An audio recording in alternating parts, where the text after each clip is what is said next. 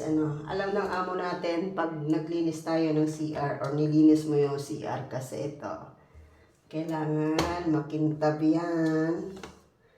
Diba? Yung pwede siyang malalamin. Ayan, makintab itong mga ganito. Punasan mo yan. Napunasan ko na ito eh. Tutuyuin mo ba ito? Kailangan yan. Kaya pag naglinis ako ng CR ni amo every 2 days kasi maano siya. Kailangan tuyuin mo yung tubig kasi nga para hindi siya magbatik-batik. So, ayan. Tutuyuin mo siya. Kasi pag hindi mo siya tinuyo, batik-batik ang labas niyan. Kumbaga, yung ng tubig. Batik-batik. So, ito, kailangan yung mga stainless. Kailangan makintab. So, ini-sprayan ko lang siya ng sinasabon ko siya, tapos tutuyuin ko siya ng tissue. Makintab na yan.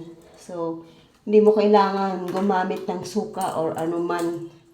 Kasi yung suka, ayaw ng amoy ng amo ko yun. Ewan ko lang doon sa iba. Basta dito, ayaw nila ng amoy ng suka. So, may nakikita kasi ako na pampakintab daw ng sahig, ng mga ganito, bubog or Ewan lang, kasi ako, hindi ko naman siya ginagamit eh. Basta yan, sinasabon ko lang siya, tapos pagkatapos, pinupunasan ko na siya tinutuyo ko siya. So, ayan, diba, kintab. Tapos ito, punas-punas na lang siya din. Pinakang pinto yan. Ito naman tong wall, every 1 week, once a week ko siya sinasabon as in.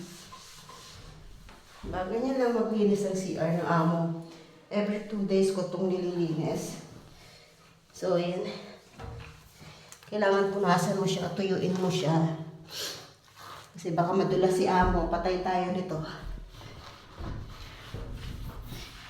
Ayan. Diba?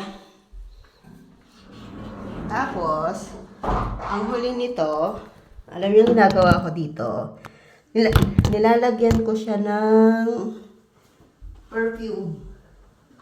Ito. Nilalagyan ko siya ng perfume. Tapos tinutuyo ko na siya. Ayan. Para mabango. Tutuyo ko siya. Nanginaan ko siya. Tuyo. Ito yung panghuli. Hindi ko siya sinasabay sa tubig or sabon. Hinuhuli ko siya.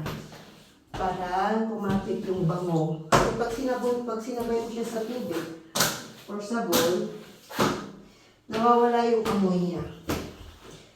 So, ito ako, naglinis ako ngayon. So, another day na ulit ito. So, yun lang. CR pa lang, diba?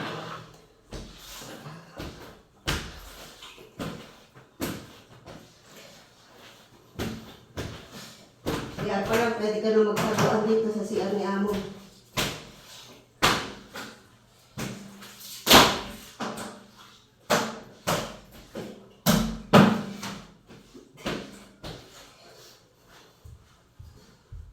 Tuyuin natin kasi may tubig.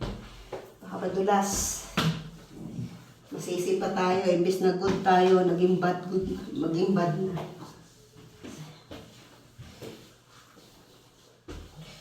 So, ganyan lang. Ganyan lang. Ganyan lang ang buhay.